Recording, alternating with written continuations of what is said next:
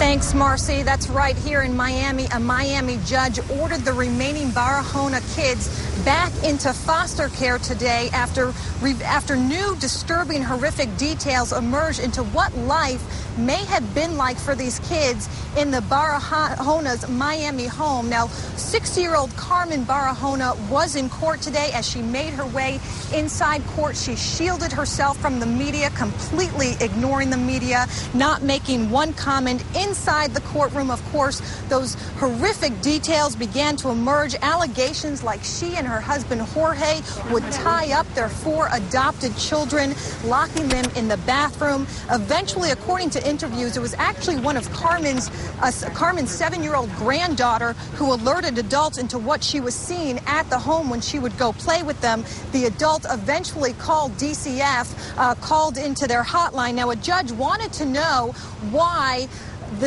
hotline call was made on February 10th, and a child was found dead on February 15th. A judge wanted to know what an investigator was doing during that time, especially when one investigator had actually gone to the Miami home on Friday to look into this matter. Take a listen to that exchange between the DCF investigator and the judge.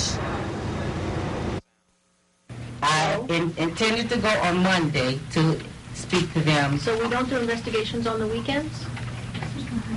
Is that what you're telling me? I'm not allowed to do investigations on the weekend.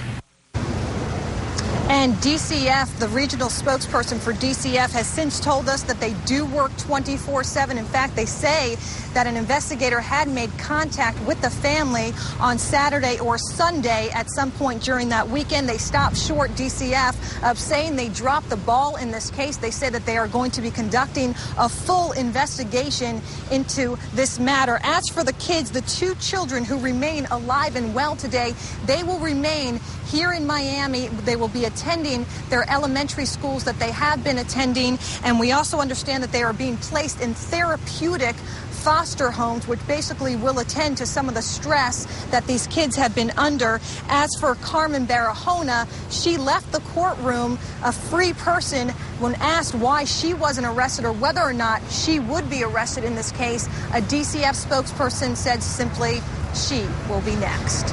We are live in Miami. Katie LeGrone, WPTV News Channel 5. Katie.